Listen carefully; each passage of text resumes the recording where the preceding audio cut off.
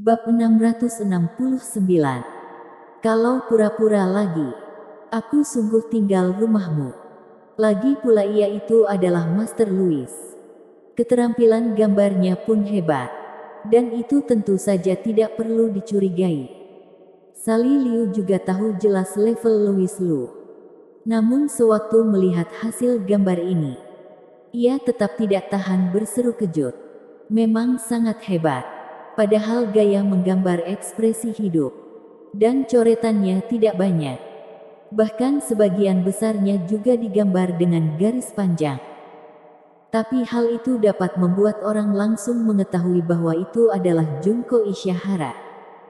Tampak sangat hidup. Apalagi raut gadis muda malu di wajahnya.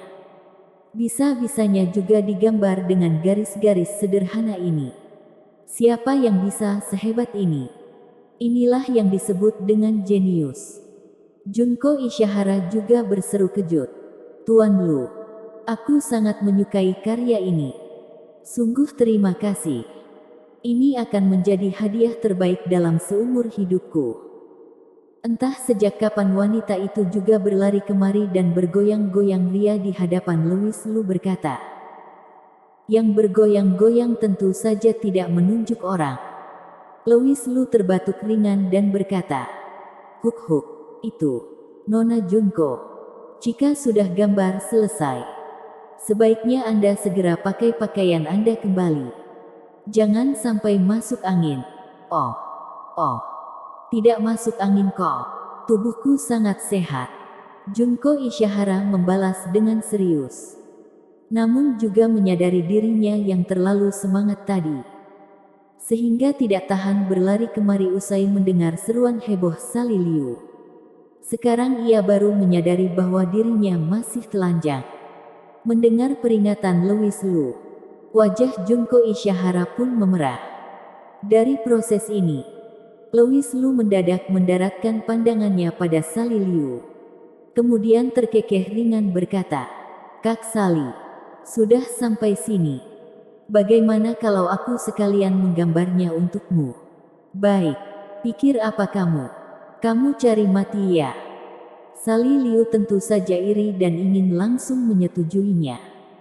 Namun melihat wajah Louis Lu yang tersenyum bermakna itu, ia pun merasa ganjil. Bocah ini pasti ingin memakai kesempatan ini untuk mengambil keuntungan. Sally Liu langsung menunjukkan jari tengah dan menjitak kepala Louis Lu. Louis Lu berujar dengan kasihan. "Tidak mau ya tidak mau. Untuk apa pukul aku? Apakah iya? Sejak kapan aku memukulmu? Padahal aku memukul bajingan." Sally Liu tidak mau mengakuinya dan berbatin dalam hati. Lagi pula nanti masih ada waktu yang lama.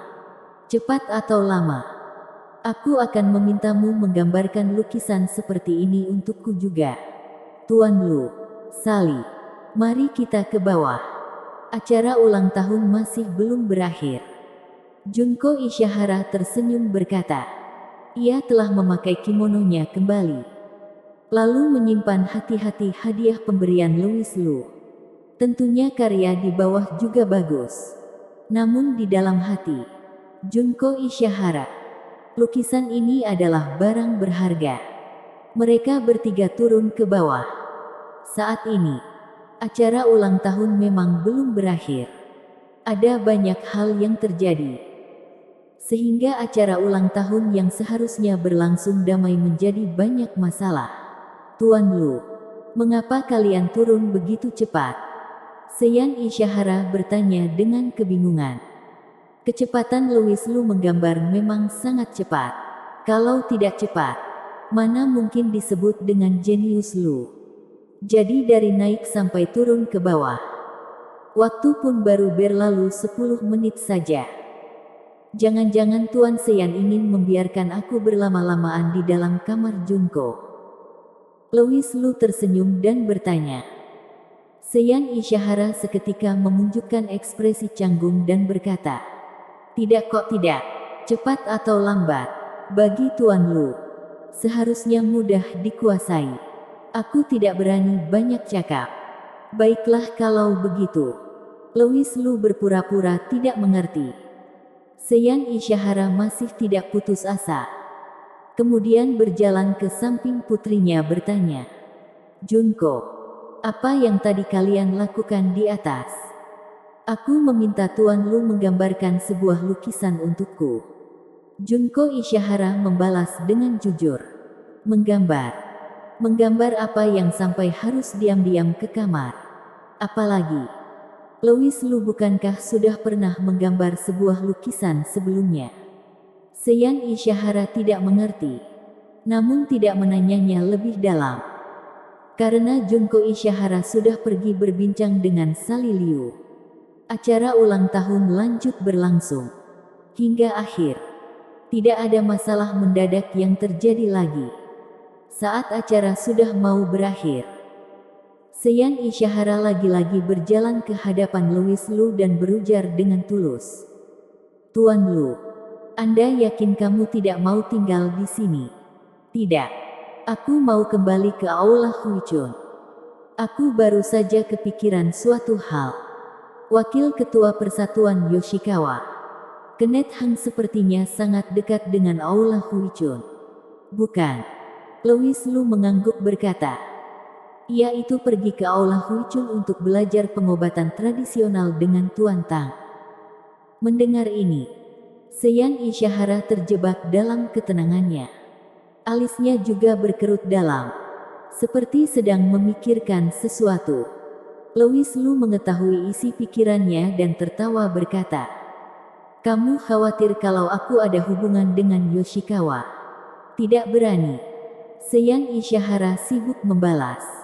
Louis Lu juga terkikik dan berkata, Aku sudah bilang kalau aku datang untuk menghadiri acara ulang tahun saja. Untuk masalah antar geng seperti kalian, aku tidak tertarik sama sekali. Tuan Lu sudah salah paham akan maksudku. Seyang Isyahara menghela nafas lega, namun masih menjelaskan.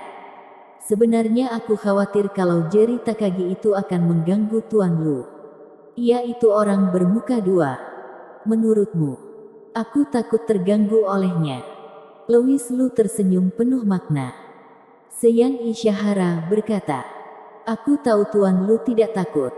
Dengan kemampuan Anda, 10.000 Jerry Takagi pun bukanlah musuh Anda.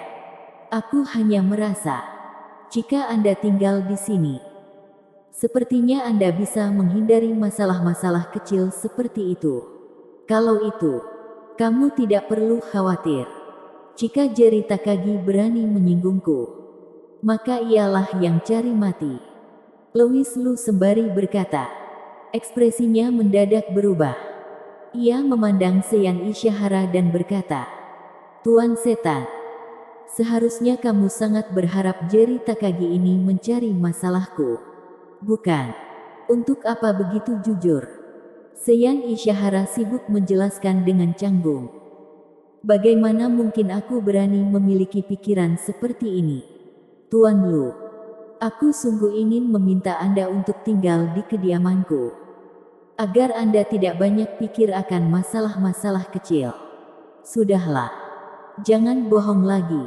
Kalau bohong lagi, aku akan meniduri putrimu malam hari ini. Bersambung.